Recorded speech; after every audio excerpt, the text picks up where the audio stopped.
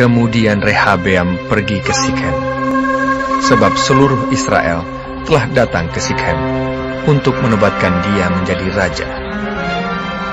Segera sesudah hal itu kedengaran kepada Yerobeam bin Nebat. Pada waktu itu, dia masih ada di Mesir, sebab ia melarikan diri ke sana dari hadapan Raja Salomo. Maka, kembalilah ia dari Mesir. Orang menyuruh memanggil dia. Lalu datanglah Yerobeam dengan segenap jemaah Israel, dan berkata kepada Rehabeam, "Ayahmu telah memberatkan tanggungan kami. Maka sekarang, ringankanlah pekerjaan yang sukar yang dibebankan ayahmu, dan tanggungan yang berat yang dipikulkannya kepada kami, supaya kami menjadi hamba." Tetapi ia menjawab mereka, "Pergilah sampai lusa, kemudian kembalilah kepadaku." Lalu pergilah rakyat itu. Sesudah itu, Rehabeam meminta nasihat dari para tua-tua yang selama hidup Salomo mendampingi Salomo, ayahnya. Katanya, "Apakah nasihatmu untuk menjawab rakyat itu?" Mereka berkata, "Jika hari ini engkau mau menjadi hamba rakyat, mau mengabdi kepada mereka, dan menjawab mereka dengan kata-kata yang baik, maka mereka menjadi hamba-hambamu sepanjang waktu." Tetapi ia mengabaikan nasihat yang diberikan para tua-tua itu. Lalu ia meminta nasihat kepada orang-orang muda yang sebaya dengan dia dan yang mendampinginya. Katanya kepada mereka, "Apakah nasihatmu? Supaya kita dapat menjawab rakyat yang mengatakan kepadaku, ringankanlah tanggungan yang dipikulkan kepada kami oleh ayahmu." Lalu orang-orang muda yang sebaya dengan dia itu berkata, "Beginilah harus kau katakan kepada rakyat yang telah berkata kepadamu, ayahmu telah memberatkan tanggungan kami, tetapi engkau ini berilah keringanan kepada kami. Beginilah harus kau katakan pada mereka, kelingkingku lebih besar daripada pinggang ayahku.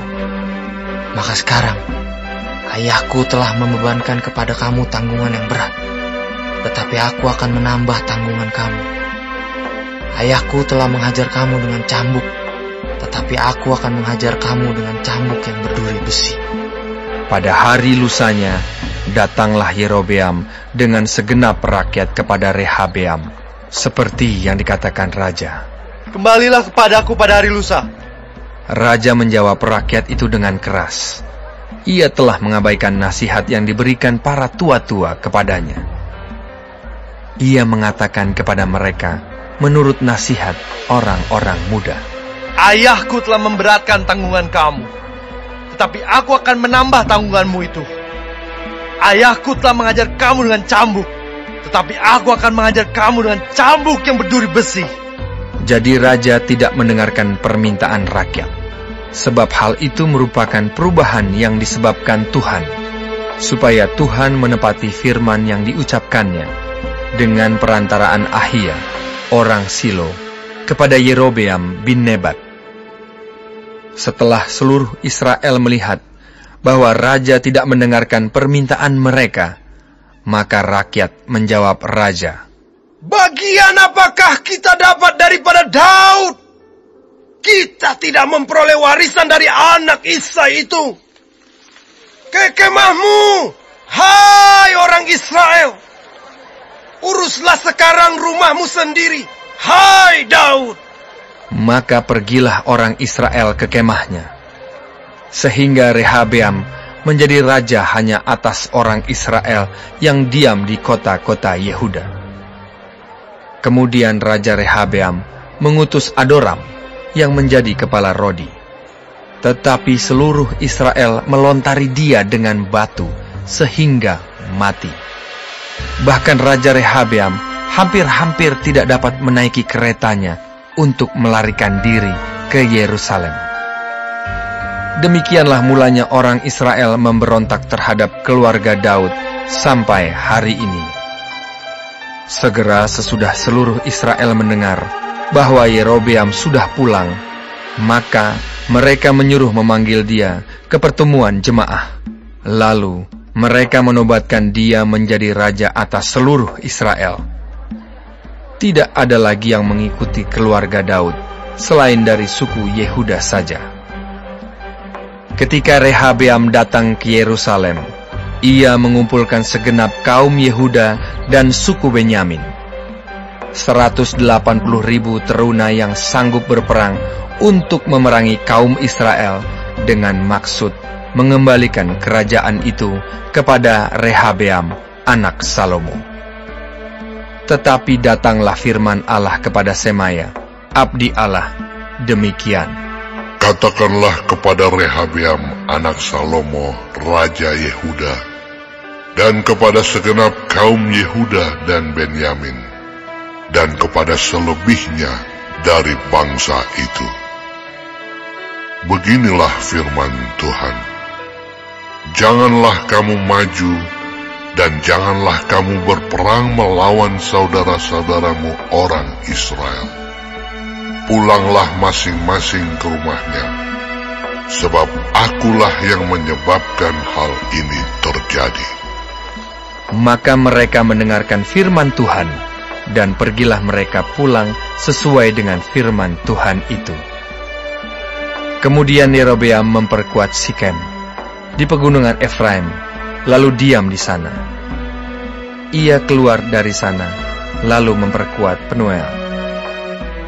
Maka berkatalah Yerobeam dalam hatinya, Kini mungkin kerajaan itu kembali kepada keluarga Daud. Jika bangsa itu pergi mempersembahkan korban sembelihan di rumah Tuhan di Yerusalem, maka tentulah hati bangsa ini akan berbalik kepada Tuhan mereka, yaitu Rehabeam, raja Yehuda.